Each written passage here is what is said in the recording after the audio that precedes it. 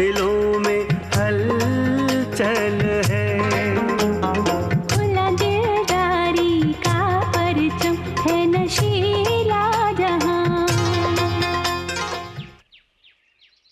क्या हुआ? तुम गाते गाते रुक क्यों गई? मालूम नहीं, वजद में आकर मैं बादलों के साथ आसमान में तैर रही थी। यकायक हवा का एक तेज झोंका आया और मैं जमीन पर गिर पड़ी। यूसुफ, क्या खुशी के लम्हे हमेशा ऐसे ही रहेंगे? बिल्कुल बिल्कुल ऐसे ही, मैं वादा करता हूं। काश मैं अपने आप को इस बात का यकीन दिला पाती। जानते हो, इस लम्हे मेरे दिल में क्या तमन्ना जाग उठी है? नहीं, बताओ। इसी लम्हे, इसी तरह तुम्हारी आगोश में मेरा दम निकल जाए। वो लम्हा मेरा भी आखिरी पल होगा। हब्बा, मैं तुम्हारे बगैर एक पल भी नहीं जी सकता। एक डर मेरे अंदर छुपा हुआ है जो कभी कभी मुझे दबोच लेता है। किस बात का डर? मैं नहीं जानती, लेकिन वो है यहाँ। शायद वो तुम्हारे बीते दिनों की तड़प है, उसी का डर है। हो सकता है। काश तुम मुझे जिंदगी के उस तूफान से पहले मिले होते। समझ लो, हमारी जिंदगी की शुरुआत उसी पल से हुई जब हम पहली बार एक दूसरे से मिले थे। उससे पहले कुछ था ही नहीं, तो फिर गम किस बात का?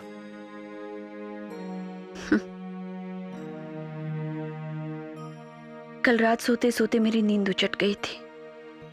मैंने सुना बाहर पहरेदार हमारे बारे में ही बातें कर रहे थे। क्या कह रहे थे?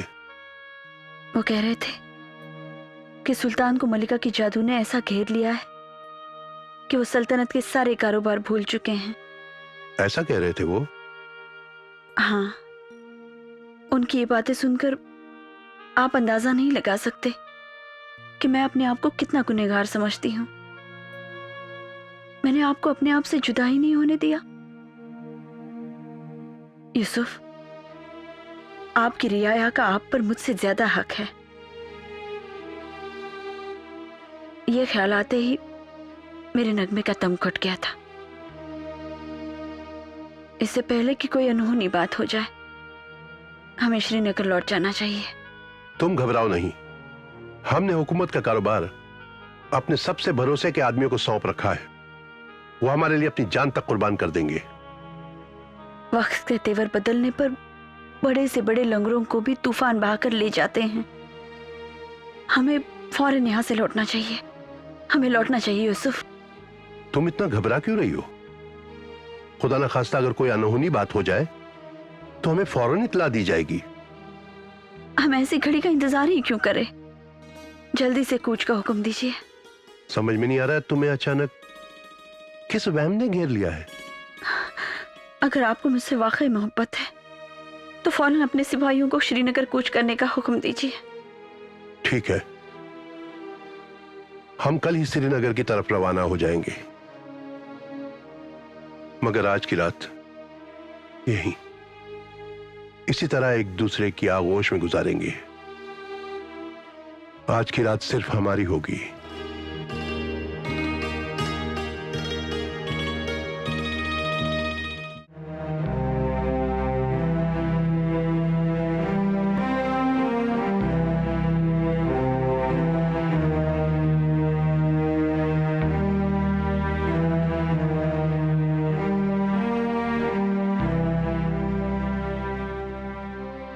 जिले सुबानी शहनशाह हिंदुस्तान जलालुद्दीन मोहम्मद अकबर का सफीर सुल्तान कश्मीर की खिदमत में सलाम पेश करता है।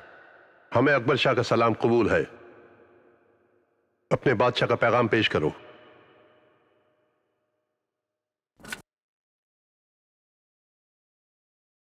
वजीर आला, पैगाम पढ़कर सुनाया जाए।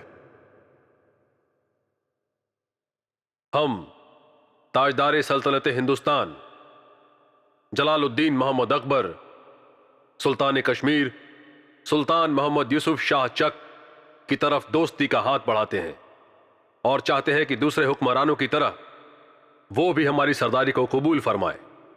इसके बदले मुगलिया लश्कर की इमदाद को यकीनी बनाए ताकि सुल्तान के दुश्मन उनके इलाके पर हमला करने की हिम्मत न करें। सुल्तान हमारी पेशकश को कबूल फरमाए। अगर अकबर शाह हमारी दोस्ती चाहते हैं तो हमारे सरहदों पर इतना बड़ा लश्कर भेजने की क्या जरूरत है? दोस्ती दिलों से की जाती है, हथियारों के बलबूते पर नहीं। मुगल फौज तो मुगल सल्तनत की सरहदों में आ लीजा। आपने अपने शहंशाह का पैगाम हम तक पहुंचाया है, जाहिर है आप हमारा जवाब सुनना चाहेंगे। मैं नहीं, सुल्तान आली हमारी शहंशाह सुनना चाहेंगे। तब जाकर अपने आका से कहो कि दोस्ती के माने किसी की गुलामी करना नहीं होता। हम अकबर शाह की किसी भी शर्त को मानने को तैयार नहीं है। मुझे उम्मीद है कि सुल्तान आली को एहसास है कि अकबर आजम की इस जायज पेशकश को ठुकराने का अंजाम क्या होगा। हमने हर पहलू पर गौर करके ही अकबर शाह के इस पैगाम का जवाब दिया है। अगर आलीजा इस मुआहदे पर फिर से गौर फरमाना चाहे तो मैं कुछ दिन और इंतजार कर सकता हूं। हमें जो कहना था कह दिया। जाओ जाकर अपने आका से कहो कि अगर उनकी फौजों ने हमारे इलाके में दाखिल होने की कोशिश की तो उन्हें शिकस्त देकर हमारी ताकत का एहसास दिलाया जाएगा। वजीर आला, अकबर शाह के कासिद को मुगल सरहदों तक हिफाजत से पहुंचा दिया जाए।